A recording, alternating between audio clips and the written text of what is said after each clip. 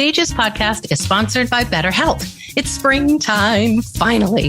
It's a time for renewal and letting go. And one of my favorite things to do is to open my closet and get tossing. I let go of so many things that don't serve me and don't reflect who I am anymore. I make space. And guess what? You can do this with your inner closet as well, as we say in yoga. Relationships, patterns, habits that you have outgrown that don't serve you, well, you get to toss those too. You get to make space inside of your spirit, and you get to decide what you're going to fill it with. It is very powerful, but it's not always easy because growth is sometimes challenging, but it is always good. And BetterHelp can help. A good therapist can give you tools to explore yourself.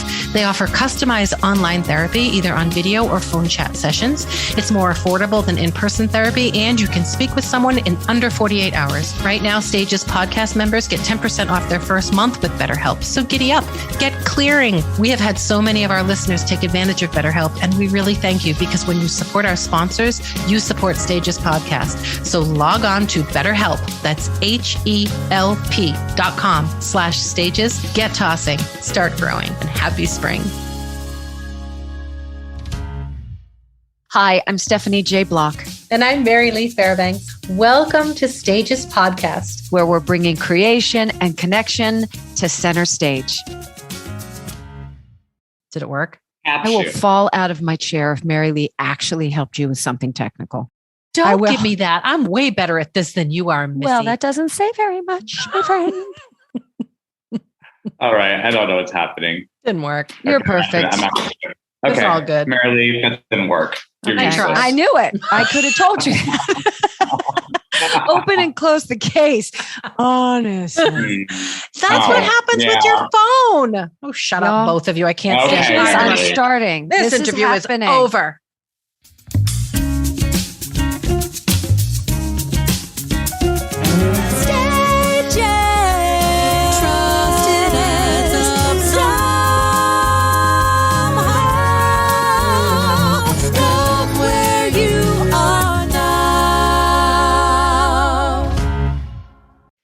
Hey, everybody. We were lucky enough to record this episode just a few days before the Tony nominations came out. And today's guest has been nominated for Best Featured Actor in a Play. So congratulations, Jesse. Congratulations to you. And thank you again for joining us. And thanks to all of you for listening. You're going to love this episode. Enjoy. So 17 years ago, I was on tour with Wicked, and I found myself alongside David Stone, who's a prominent and influential Broadway producer, and he was checking in on the first national of Wicked. But that morning, his entire attention was on a review in the New York Times for his latest Broadway production, the 25th annual PUTNAM County Spelling Bee. He read the review with a huge smile. The future of the show seemingly secured, and when he closed the paper, he spoke of such pride and warmth, not only of the show, but of certain cast members and their star-making turns in this quirky, hilarious, and touching musical. Today's guest was one of those names lovingly mentioned. In fact, this guest's name is always lovingly mentioned because he's wonderful. He's an example of great humor, heart, talent, and success. He is an example of moving from stage stardom to long-term series network stardom. He essentially has achieved all the goals. He returns now to New York City and Broadway this season with his husband and as a father, a beloved member of the Broadway community, and a total world recognizable star being celebrated for his already acclaimed performance as Mason Marzac in Take Me Out. Please welcome to the podcast, Jesse Tyler Ferguson. Can we have Jesse Tyler Ferguson to stage, please? Jesse, can you come to stage? Whoa, that was such a lovely intro. My gosh. Well, you are a lovely human. And I can truly say, for me, sitting there watching you play that role, watching you really take a hold of your life in personal and professional ways. But I know this sounds so cliche, but keeping both feet on the ground, still having this beautiful humility to you, all the while being an activist, an artist, a philanthropist, a husband, a father. It's one of those magic in a bottle human being life stories. And it's really amazing. Do you take stock in that and go, holy shit, I have really created quite a special life? I do feel like I have a very special life. It's nice to be reminded. So thank you for reminding me and making me sort of pause and take stock and all that. Because, and you probably understand this as a parent, sometimes it's just like, you got to live hour to hour and you don't have time to like really step back and look at things in that way and retrospectively. So, I try and do good work, and I try and be a good person, and I try and give back. But I don't really stop and think about that there being any other sort of way. It just sort of feels like the way I want to live my life. Justin, my husband, is very, very helpful with that stuff. He keeps me invested in things. He's really the philanthropist of the household, and he's the one that started our charity for us, and he's the one that keeps me invested in politics. And he has both feet firmly planted on the ground. So sometimes, he's really my grounding force. So I think all those wonderful things you said about me are because I have him in my life. So. Well, we see you both. We recognize you both and all that you do, truly. Thank you. And how did you two meet? We met at a gym in West Hollywood, which is incredibly cliche. I understand. At the Equinox in the locker room. It just keeps getting worse. We were both clothed, though. Unlike Take Me Out, you were both clothed. Yes. We were both clothed. I was leaving and he was coming, and it was Modern Family had just started, and he had just watched the pilot, and Justin was working at the time, again, proof to point, on the Proposition 8 case, which was working to make marriage legal again in Los Angeles. Yeah. And so he was working very closely with a nonprofit that was funding that case. And he came up to me and he said, I'm a lawyer. I'm still in law school, actually. I'm about to graduate, but I'm working on this case. And I just feel like Modern Families would be doing such great work, sort of in pop culture to sort of move this conversation forward. And he's being really earnest and sweet. And I'm like, how old are you? What's your name? Like, yeah. And so I asked him out, and he was seeing someone at the time, and he said, I could go out as friends. I said, well, I have enough friends, which I did. I had friends that I barely had time to see. I was like, I don't need to follow this kid who's 10 years younger than me around, hoping, he's going to break up with his boyfriend. But he did end up breaking up with his boyfriend. And so I asked him out again, and here we are. Speaking of what you were just saying about Modern Family, I remember so distinctly, I have such a clear memory. I have a son who's now 16, but we were watching Modern Family when he was little. And I remember sitting as a family, we were watching the wedding when Cameron and Mitchell got married. And I remember looking over at my son, because when I was 6 years old, you would have never seen that on TV. And to him, it was just this completely normal thing of these two people getting married. And I remember that was such an awesome moment that he watched that, and it meant nothing. It's just normal. Nothing. It made me so happy, that the generation that's coming up, that's what they see. Mary Lee, that's exactly why I love doing the show so much, because when I was growing up and I was closeted in Albuquerque, New Mexico, and I would turn on the TV and I did not see any representation or anything I didn't recognize myself in any of these characters on TV. Yeah. Will and Grace sort of started creeping on television around, my late teens, but really I didn't see any sort of family unit on television. Yeah. And so to hear that, we were that representation for kids now, it's just really impactful. As an actor, you just hope to get a job and you hope that it's good. And then you hope that people like it and that people will show up. But then if there can be on top of that sort of cultural impact or social ramifications, that's just that's when you really hit the jackpot. Right. So I really just was so grateful that it did become this conversational thing. And, and I love that over time, over the 11 years that show's on the air, that thing that was so revolutionary in season 1, by season 10 was no, it was nothing. That's not a big deal anymore. Yeah. I love that. I love that it sort of became less of a thing. And was it hard for you to come out to your family, being from New Mexico and a small town and back then? Sure. Yeah, absolutely. And, it was a learning curve for them as well. And it wasn't immediate acceptance. They're very supportive parents. They danced at my weddings. They love Justin. They love their grandson. But, yes, of course. Of course. But, it's what I did love in Modern Family is that they gave me, my character Mitch, a very tricky relationship with his dad. In that wedding episode that you're speaking very specifically of, he basically said, I don't understand why you have to do this, why you have to get married.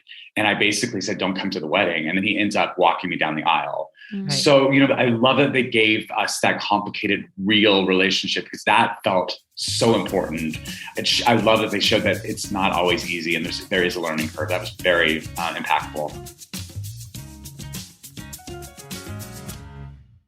When you spoke of your younger self, and you're in New Mexico, or was it Missoula? Yeah, that's right, New Mexico. Mexico. I was born in Missoula and then moved to Albuquerque, when I was 1. So. Well, I saw your headshot, and you are there with your Phantom of the Opera mask. Honest to God, was musical theater your first artistic language? And did your parents not see sort of the musicality and the wonder and magic of you even back then? Do you know what I'm saying? Yes. Oh my gosh. Musical theater meant everything to me. Like I didn't know who Debbie Gibson was. I didn't know who Tiffany, all the big artists of our time. But Debbie Reynolds. Yes, Debbie you did. Reynolds. Right? I mean, I wore out my cassettes of Phantom of the Opera. I had the double cassette.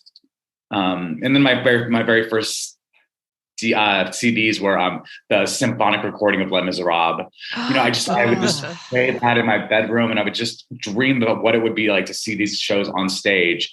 And loved musical theater. Watched the Tony Awards, of course, every year at Albuquerque. But when I finally did come to New York, when I was 16, I came with a local community theater group. It was basically all the blue hairs and me. I was the youngest by many, many, many years. And it was one of those tours where, they plan a show every day, but it was like Phantom of the Opera, which I was very happy to see. I hadn't seen it, but all the very popular shows at the time. But the show I was really obsessed with that year, because I'd just seen it on the Tony Awards, was Falsettos. Falsettos. I remember they did the baseball game and they did all the rolling chairs. I was like, what is this show? So I think I bailed on going to like the Radio City Music Hall tour that was scheduled. And I went to go see Falsettos. I went to TKTS. That's the first Broadway show I ever saw. That revival stuff. Wow, that was great. I mean, you guys were so fantastic. It's so good to see that show again, directed by Lapine again, and Bill Finn, obviously. Well, Spelling Bee people. But yeah, that's where it all began. Speaking of musical theater language, I really believe that those of us who have been privileged enough to sing a Bill Finn score, it's different than anything else I've ever done. Bill is a complicated human, and that is certainly translated in his music and his storytelling. But for you to see and connect Bill Finn with Falsettos, and then to have the 20th. Oh my gosh, it's the longest title of all time. Let me go back. Yes, I know, but it's the 25th annual Putnam County Spelling Bee. How was that work? Was he in the room with you often? Did he spew wonderful and also maniacal things at you as he did? Yes, he did. And I know you did a Little Miss Sunshine with him too. So what it was. So, I doubled down on Bill Finn. What was I thinking? I mean, at least Falsettos was done. He'd finished it. It's very interesting to watch him create something. Mm-hmm.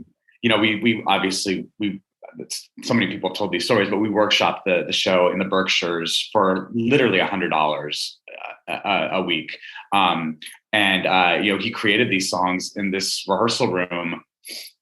I think we did it actually in January in the Berkshires. So it was terrible snowstorms and icy roads. I mean, we were living in The Shining, basically. that scene in The Shining with the long winding road up to the hotel. That was us. Yes. Without the axe murdering. But we sat in these rehearsal rooms. I remember him playing my song for the first time. And the way he just sort of bangs on the piano, and he doesn't have a great singing voice. And he's like, I'm not that smart. People haven't telling me that. I couldn't hear the melody in there. I was like, where's the melody? No. And, Carmel Dean and Vadim Feichner, who were his right-hand man and woman, came in and sort of extracted what he wanted and sort of, and that's how I learned the song. Then they actually taught me the song. I remember the first time he played it for me, I was like, this is not a song. This is just a man screaming at me. But it was such a wonderful creative process. And they let us bring so much of ourselves into the rehearsal room. So much of that show was created through improv. And, I got to create my character's name. I got to create. You did? That I didn't know. So where did Leaf Coney Bear come from? I wanted him to be sort of like a hippie kid. So like I also gave him a lot of siblings named like Marigold and Pinecone and Chestnut. Like, so I was like, what would like, they're the parents that sort of, and then like his last kid's name was like Paul or something. And I got to make all these decisions for myself. And I wanted him to have like a kind of a crunchy name. And I think I came in with Leaf, and then I think it was a group effort to figure out Coney Bear. I don't know who actually figured out the Coney Bear of it all. But one thing I am also really proud of is I didn't really know where I was going with this character. And so we were staying in this home of a woman who lived in the Berkshires, and she evacuated so we could stay in our house. And she was a seamstress. So she had all this fabric, and I made myself a cape one day. That was you. And I just brought in the cape rehearsal. And I thought, this is a kid who just sort of puts on his armor as a cape. Yeah. And he just feels very secure in his cape. And I know these kids. Like, I know these kids who like to wear their cape. My son has a cape now. I was like, I'm getting him a cape. And, they kept trying to write in references to the cape. I was like, no. The cape's just there. We don't talk about the cape. Right. He's just wearing a cape. It says enough. Then like when we moved to Broadway, they made the cape. The cape was like, very, it was like a very expensive. It was almost like that Carol Burnett sketch with the curtains. The curtain. Yeah. Oh, it was a Bob Mackie cape. You all of a sudden had a Bob Mackie cape. We were trying to turn it into a Bob Mackie cape. And I was like, no. And I basically said, I have to use this cape that I made in the Berkshires with the bad stitching, and it's uneven. And that's the one we ended up using on Broadway. So and that's truly... That's an iconic thing. That is amazing. I love that. When my son was little, he was way, way, way into capes. And I used to get this stretchy fabric, and we would have cape parties at my house. I would cut out all these, lightning bolts and superhero and spider webs. And we would cut out the capes and we would Velcro them, and they were like stretchy. And so if they got caught, they'd, come apart. And we would have cape making parties at the house every summer. We did it all the time. He was so into it. Isn't that fun? And as a mom, I connected with the names because Vivi doesn't name anything quote unquote normal or typical, right? Her babies are Flower Pretty, Scuba Ruba. Like, Mom, will you get Scuba Ruba? And you're supposed to know which one is Scuba Ruba. And I'm like, please, nobody listen to Scuba Ruba as we're walking to Starbucks with Scuba Ruba and her, her carriage. Let's talk about your little boy, Beckett. Yes. He's 2 Beckett. now? He'll be 2 in July. Yes. So he came into the world during this pandemic. Early days of the pandemic. I mean, this is the universe looking out for me, though, because first of all, I was nervous. I was going to still be on stage doing Take Me Out because we were meant to do that, in 2020. And I was getting very nervous because we got the due date, and it was bumping right up against my final weeks of Take Me Out. And so I was like, I don't know how I can't miss this birth. But, he's being born in Vegas. That's where our surrogate was. So I was like, I'm gonna have to leave town for a little while. And then I didn't have to worry about that. Obviously, I was doing nothing. But then I got to spend so much time with him in those early months, where I was going to be busy doing other things. So like it was a gift that I got to sort of experience my first kid with this sort of hyper focus. It was really lovely and also really hard. My mom didn't get to meet him until he was 9 months old. That's her first grandson. So she was meeting her first grandson over Zoom calls, and also trying to figure out how to tell my mom how to download Zoom on her phone. She had an Android. I was like, what are we going to do? I'm going to have to iPhone. So, but it's great. He's a really, really funny kid, and we're trying to expose him to anything he might show interest in. He loves to dance. So the other day we sent him to a ballet class, and he loved to do the tendu and the pas de bourrée. And he was, he's 2, so he's not doing it well, but he's just he's performing. He's he's very expressive. He's very expressive. How does he find New York City? Is it stimulus all the time, or he loves it? He loves it so much. You just walk down the street and there's people playing music, and there's he's obsessed with cars. It's truly nurture over nature. Because we didn't push that on him at all, but he loves cars, and he loves, little island. We'll walk to the little island, and he's so stimulated here. It's really lovely. The nurture nature thing. I mean, I tried my very, very best to raise a chorus boy, and I got a boxer. I dragged him to shows. I played Barbra Streisand, musical theater tunes. I tried everything, and he's a boxer. So, yeah, I don't know about the nurture nature thing. I just don't know. I don't think it's possible. I'm not looking to break any news, but you said first child. Do you feel like there might be more little people in your world to complete your family? I think we want to do at least one more. Mm-hmm. Yeah. I've been Justin, the second day Beckett was home from the hospital, he looks at me and he goes, I don't think I want to do a second one. I was like, I don't think that's a conversation we should be having. Yeah, right. Not right 2 now. days in. Right. I was like, honestly, right now, I don't either. But let's can we table that? Let's No, I mean, you're about to enter into the best years. I think for me, between like 3 and 6 were just, oh my gosh, they were my delicious, favorite years. Pretty they were just delicious because everything they're experiencing for the first time, and you sort of see the world anew through their eyes because everything's new. Oh man, I love those years. Loved them. It's fun. It's been fun. I know that you're a foodie and you love to make different recipes, and you're a mixologist. And you have a new cookbook too, right? You have a new cookbook. Yeah. I have a cookbook. Yeah, I do. That was one of my pandemic projects as I was finishing up my cookbook that I was writing. I when I moved to LA, I got more space. You get more for your money out in Los Angeles. And I had a kitchen that I could actually cook in for the first time. And I just started, learning how to cook. I'm a big cookbook collector. And I have a very good friend who I always thought I would go to culinary school if I had the time, and I never had the time. And one of my friends did go to culinary school, and she's a fantastic chef, and she was a private chef for many years. And so she just started teaching me some techniques. And so we began developing recipes together. We put together a blog, because that's what you do. And then that sort of turned into a cookbook. And it was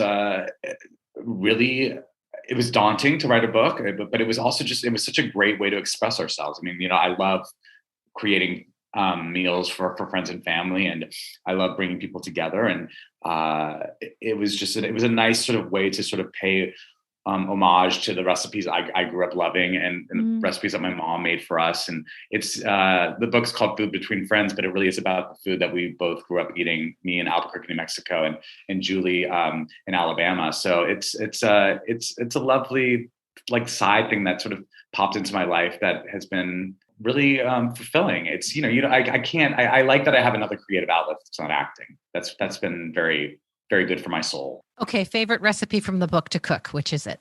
Oh gosh. Well, I have this green chili chicken enchilada pot pie. Oh my God. Yes, Taco Tuesday. Looking at you. Go. There's also speaking of tacos, there's a ground beef and pickle taco.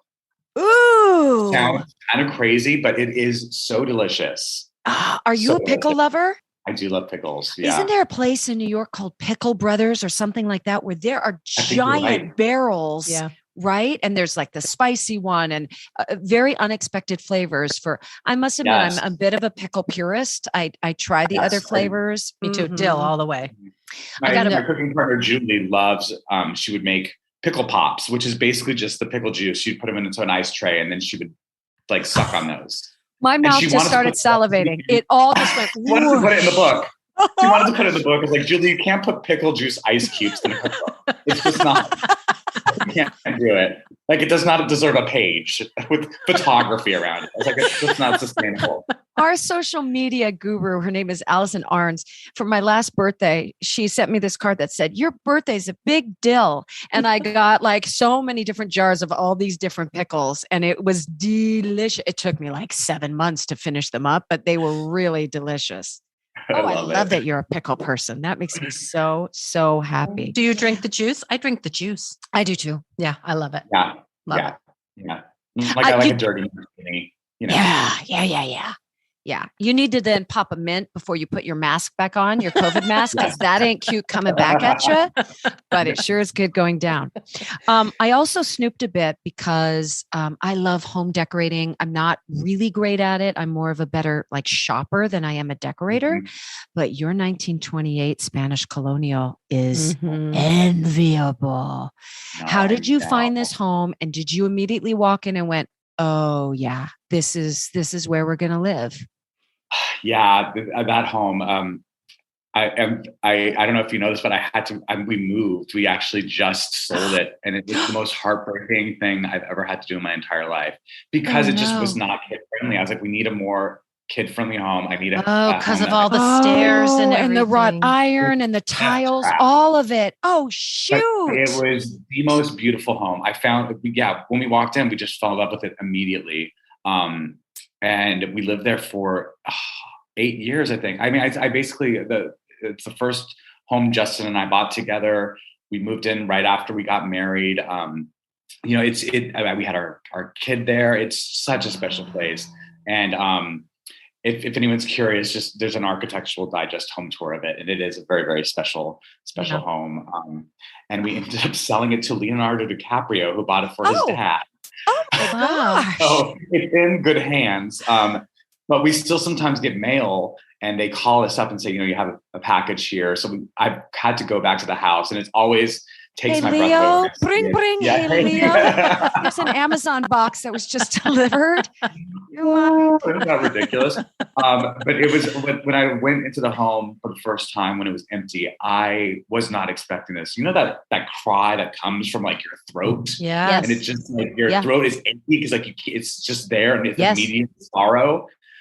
That's how I felt when I saw the house empty for the first time. Yeah. And I just sat down on the floor and I bawled. And Beckett was at that time still in a carrier and he was hungry. So I sat on the floor of our home and fed him some baby food.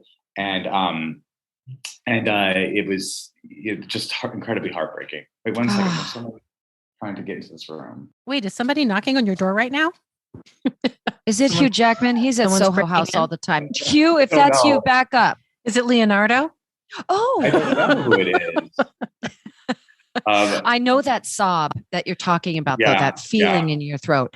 For me, just because I am I try to find joy in all the things, but I especially find it in all the holidays, and I go way overboard. So whenever I've walked into an apartment or a house, the first thing is, where's the Christmas tree going? And if that is crystal clear to me and I can see my friends and family gathered around and what that sort of picturesque moment looks like, it's a done deal.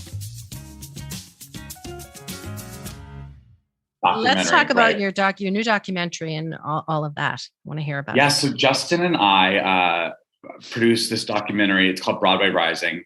And it's about the Broadway returning after COVID. And it's directed by Amy Rice, who's this really brilliant director that we've been a fan of for a very long time. She did the docuseries about Lindsay Lohan that was on the Oprah Network. And that's how we discovered her. But she also did a documentary about Barack Obama's run for presidency. And that's also that's currently on HBO. It's a great documentary about that campaign. And so she called us up and said, I want to do a documentary about Broadway coming back from COVID. She had actually lost her brother in 9/11 and she was approached about doing a documentary about that. And she just felt it was not the right time. She couldn't put her soul into it. She was just grieving too much. But she's always felt the space in her heart that she wanted to do. She loves New York so much. And when Broadway shut down, she was like, that is the heartbeat of the city shutting down. And I want to tell the story about that being restarted. So she's like, this is my opportunity now to write that love letter to New York that I was asked to do, so many years ago, 20 years ago. And also just the irony of the fact that Broadway did shut down. That was the last time it shut down, was around 9/11 for I think 2 nights. And here we were, with this, we didn't know when it was going to come back. When I talked to Amy about this, I said, this is a great idea, but what I want to do with this documentary is it can't just be about the actors and the producers and the shows themselves. This community is so much bigger than that we don't realize. There's such a ripple effect, that all the restaurant workers who the parking attendants, all these jobs that were lost, we don't think about. But there's, the Bronx, the dry cleaner up in the Bronx that all of our costumes get sent to, that clean all of our costumes. The doormen, the ushers.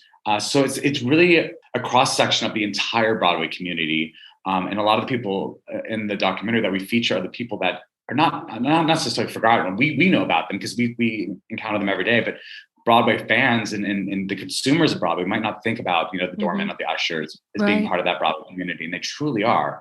We get to talk to the guy, the usher who was the first to come down with COVID. And, he sort of felt like the pariah of Broadway for a little while. He didn't want people to know that he had it, but he was one of the first people to be diagnosed with it. He was at the booth, and, Patti LuPone, we have her in it saying, the usher next door had got it. Like they were all, it was this ecosystem that's sort of like breaking down. And it's a very uplifting film. And it's such I'm so proud of it. And we just found out we got accepted to the Tribeca Film Festival. So, that's very exciting. Congratulations. Thank you. I felt extraordinarily lucky, honored, safe, comfortable when we returned to last Tony season to present Best Actress in a play and a musical. And we were going to do that together. I was nervous to come back. I was nervous to see the city. I was nervous to interact with the community and what I expected, the high expectations I had of the Broadway community, the expectations that they might have of me.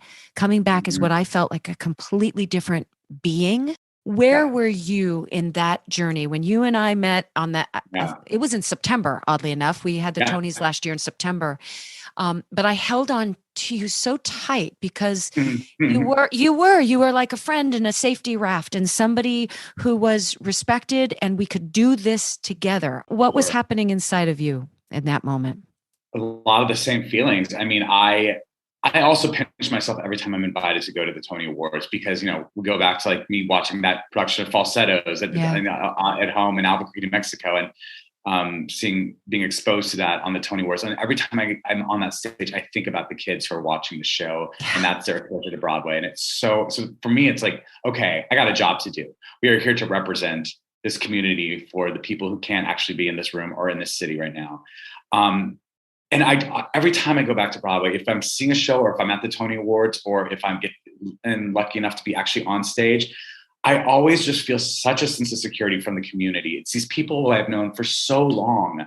I just feel like they have my backs. And even though I don't get to see you or Kelly O'Hara or Audra McDonald, as often as I would like to, like, I just feel such joy when I do get to see you. And so I felt the same way. I felt very secure knowing that you were there with me. You have such respect for the art. And it wasn't just like I was up there with some random celebrity that was like, said yes to giving out an award. Like it was fucking Stephanie J. Block. I mean, golly. Well, it was Trina. It was Cher. It was Alpha. I mean, you're iconic. So hardly. It just meant but we so know much. what Broadway means to to ourselves and to each other, and that is really a kinship that you can't fabricate. Like it's either there or it's not. So you're supposed to do Take Me Out. The horrible, I call it the great parentheses, happens. And you're still aligned with the company. Was that always your intention to, regardless of what was going to happen or how much time had passed, you were going to tell this story? You were going to come back with the company of Take Me Out? I really felt if the play was going to come back, I had to be a part of it. I saw Take Me Out 3 times when it was first in New York. I saw it at the Public Theater where it premiered here in New York. And then I saw it twice on Broadway. And one of the reasons I had to see it so many times was because the performance of Dennis O'Hare. And I was like, I just got to see that again. I got to see that man do that thing again. I'm not a huge baseball fan. I was like, I got to see this. I got to see that acting. I have to go back and see more of that acting right now. And so to have that offer come to me 20 years later and for someone to trust me with that role, I was like, oh my gosh, this is the end all be all. This is it. I have to do this. So it was always my plan. I told, the people who looked for work for me, I said, you have to make this a priority. Please don't put anything in the way of this. And there was a few times when it got scary and things were like maybe going to happen and it was going to make things complicated, would take me out. And I begged for them to go away, and they did. And I did everything I could to try and keep myself aligned with this project. And the really wonderful thing is, all of us did. We all came back. Not even just the understudies as well. The entire company came back. And that just goes to show, like, I mean, the play is that good. I don't think, it's not often when you get to work on something that is that good of a play, that writing is that good. And it's just such a gift to do it. So I think, we all really felt like we had to see it through. It would have felt like we were not finishing a sentence by not coming back to it. So it was, and also to be a part of and it kind of goes back to how I felt when I was at the Tony Awards, to be a part of that season that is bringing Broadway back was important to me. I wanted to be, and that's also why I wanted to do this documentary. All these things are working hand in hand with one another. And I just really wanted to be part of that triumphant return of Broadway. You mentioned Dennis O'Hare, and I can see him, not to harken back to his performance because you were brilliant in making it so your own. You get a moment where you're alone on stage and you're talking and the audience is with you. Can you feel the collective sort of breath and them absorbing you in that way when you're on stage? Yes. I mean, I get Richard Greenberg has written this glorious monologue about how baseball is the perfect metaphor for democracy. And it is such an eloquent, beautiful speech.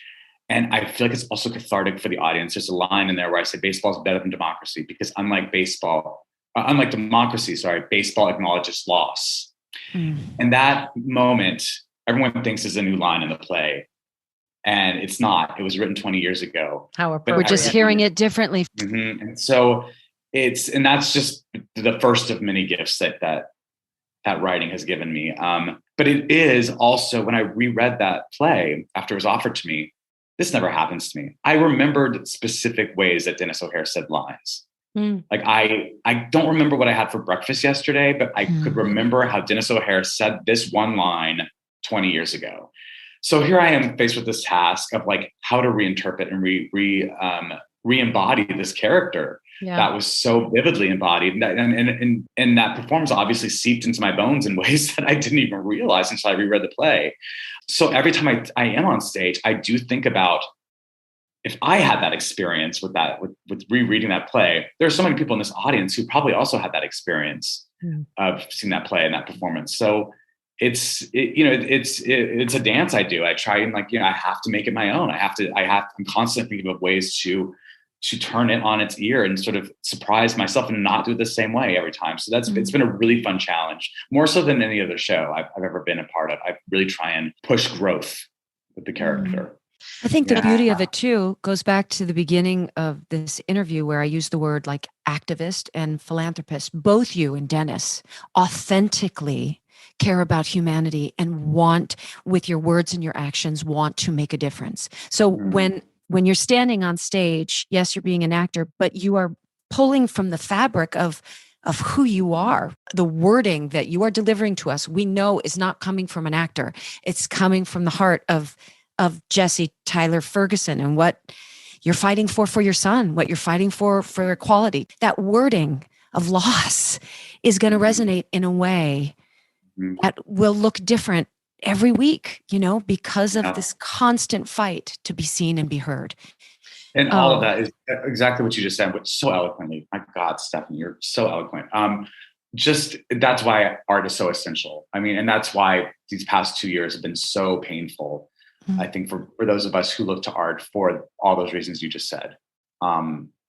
Which is also why I just am so happy that even though it's tricky and it's hard and you have to get, spit tests and nasal swabs to do our job now, but I'm just so happy that we are able to somehow move forward. We're stumbling a little bit here and there, but we're getting back up and we're continuing to move forward. And it's just so important to me that that's happening and that I get to be a part of that momentum forward this season. And now it's time for the 5 questions. You're arrested and thrown in jail. What do your friends assume that you have done? Oh my God. This actually happened to me. I was arrested and thrown in jail. And let me tell you why. Too. What? For you. Oh my gosh. You were not. Oh, I need to hear that story. Okay. This actually happened. So this is what my friends assumed I did. When I was young, when I just moved to New York, I went to go see Angels in America. And I was a student at the time. Me and my friend who went with me, we only had one subway token, and it was late at night. The play was very long. It's like 3.5 hours long. We had to get home. We were exhausted. The trains were running on a slow schedule. So we used one subway token and doubled up on the turnstiles and to catch a train. And an undercover cop caught us and took us in and put me in a little cell and then like fingerprinted us, and like we were like criminals. We're just kids. But the best part of the story is, they take all your belongings and then they give them back to you when you're leaving. So I got a plastic bag with my keys and my wallet and my Angels in America playbill. Mine is kind of similar, actually. Okay, mine very quickly was, I worked at Disneyland for many, many years. I had a stalker. In California, you can get a stun gun by written test and like one physical test. It's fine.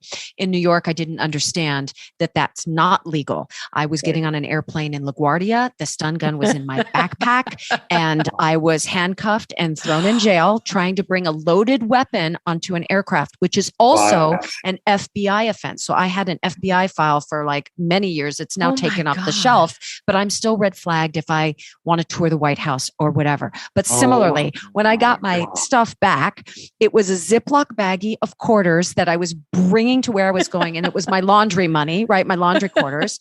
Don't laugh at me, but back in the day, a Bible, and also all of my musical theater audition books. And I was like, yeah, I'm such a criminal.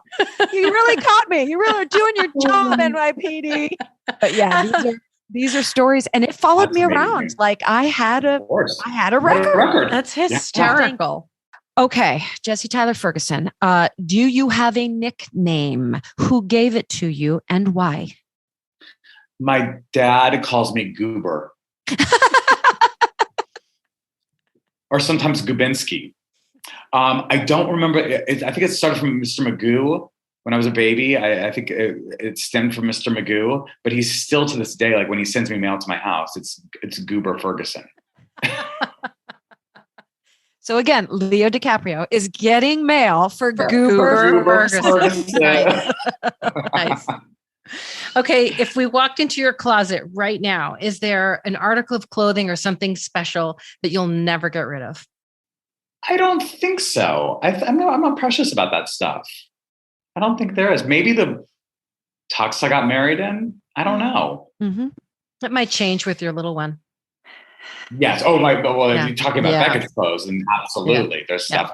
You start crying every 3 months when you throw away their clothes. Like, I remember this exactly.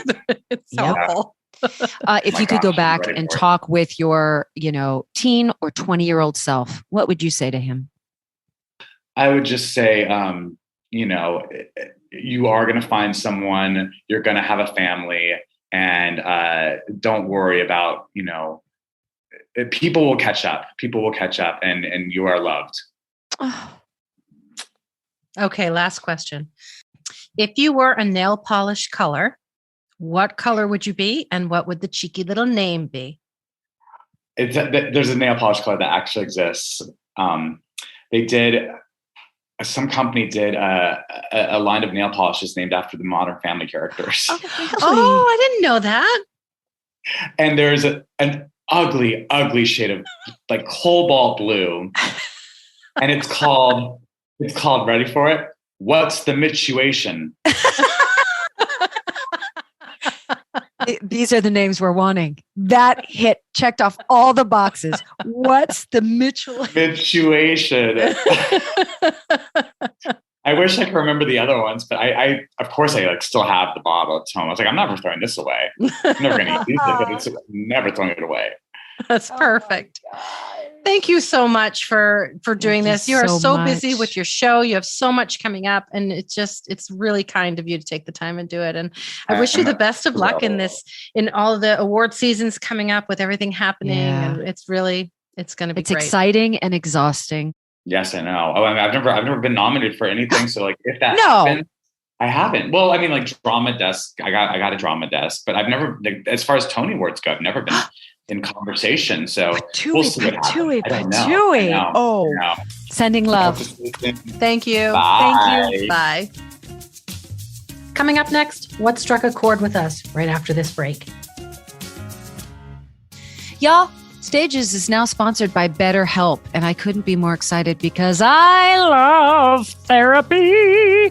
So I encourage you, if you've had a tough year and a half, why don't you give them a shot? You can find a therapist that you can connect with. Their resource is thousands of therapists, well-trained and experienced. You can keep looking until you find someone that you click with. They have customized online therapy. They do offer videos, but they also offer phone and live chat sessions. So you don't even have to be seen. You can only be heard.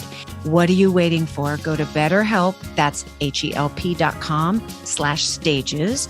And for our cast members, you get 10% off their first month at BetterHelp.com/stages. Go, go, go. Go find your healing. Go find your happy. Stages podcast is sponsored by BetterHelp. That's HELP. Wow, he was so great. I mean, he was everything you sort of thought he would be, just totally down to earth and exactly who he is. No pretense at all. What a cool guy. So candid, so beautiful, so him, it's just, you can see him in Leaf Coney Bear. You can see him in Mitchell of Modern Family. You can see him in his character of Mason in Take Me Out. Like, that's the beauty of a real star, is that fine balance of still having your signature self in every character, but being able to morph into whatever the material, the play, the sitcom needs, right? Yeah. And he's I gotta got that say, skill. I saw him in Spelling Bee, and I mean, seriously. First of all, that show had me in hysterics from beginning to end, but he was wonderful. The whole cast was amazing. It was such a great show. And what a thing to be a part of. To know that the cape came from him, to know that the character name came from him. That beauty of creating your own character with such freedom. Bill does do that, though. Bill has such a special way in the room, and he's very right. He's gruff. He's odd. He's a genius. He does not, I'm talking about Bill now. He doesn't follow any punctuation. So you don't know where the end of the sentence is or the new thought begins when, Bill Finn speaks. But there really is this sort of openness from one creator to another to say, let's just put all of these wackadoodle great ideas in a pot, and whatever seems right and true and the best idea, that's what will manifest itself in the show. Yeah. And how fun is that? Yeah. I wanted to ask him about if he wanted to direct or write or anything like that, because he seems to have his fingers in everything. So he just didn't get to it. But he's into documentaries, he's into decorating, he's into cooking, he does a little bit of everything. Yep. He sings, he's an actor. Kind of across the board. And I just wondered if he ever wanted to write a play, because he really is one of those guys. When you think of theater people, you do think of him. He's just a real theater guy. He's a pillar in our generation's musical theater canon. Yeah. But even his persona is a theater guy. Like, if you just met him in the street, you could tell when he was probably in high school, that's a theater guy. He just oozes it. He emanates it. And you can tell the love, of course, and the connection that he has to the stage, like that you really see in those real theater people. So I wondered if he ever wanted to write something of his own or just, I wish we got into all that. When I said in his, intro that he's recognizable, he is. I mean, he's not going to stand out in the crowd. And whether it is that sort of effervescent personality or that strawberry blonde hair or that smile, he's going to walk down the street and people are like, it's not, how do I know you? It's, that's the guy from Modern Family. Yeah, of course. To still navigate your life. But it doesn't seem to go to his head at all. Yeah, exactly. Yeah, that's exactly what I was saying. So normal and humble and kind. And when you were just listing off all the things that he's really good at and has been successful at, and it sounds a little bit like, I don't know, artistic ADHD, but he's not over the top at all. Like, he is. No, he's good at all. Wonderfully focused and sitting down with one thing at a time, and delivering sort of all of his energies and to make that right the best that it can be. Yeah, I wanted to touch base with him about his charity that he founded with his husband, Justin, Tie the Knot. It's an amazing foundation. They advocate for LGBTQ civil rights around the world. And that's what Jesse was speaking about, right? That was one of the beautiful qualities where he fell in love with his boyfriend and then husband because of his activism and wanting to sort of elevate the knowledge of things that were important to them. Tie the Knot. I'll put a link in the bio below so people can check it out for themselves too. Seriously, with everything going on right now and how busy his life is with a 2-year-old and a show and sliding into the award seasons, to sit down and spend an hour with us, that's, speaks it volumes. says something about who he is. The good human in them feeds the artistry, which then lends itself to all of us just being in such admiration. Yeah. I'm so glad we got to share this with him because I've admired him for a very long time. And I'm really glad that I got to meet him. All right, my friend, this was a lovely day. It really, really was. Thanks, Emma. Love you. Okay. Love you. See you soon. So if this episode resonated with you, please follow, subscribe, and share. You can always find us at stagespodcast.net. A big thank you goes out to our assistant and doer of all things technical, Saren Cho. Thank you to Noah Kaiserman and Garrett Healy for our beautiful original music, Melanie Von Trapp for our Stages Podcast logo, Brock Grenfeld, our sound engineer, and Allison Arns, our PR and social media expert. And thank you, our cast members, for joining us today. We hope you come back next week.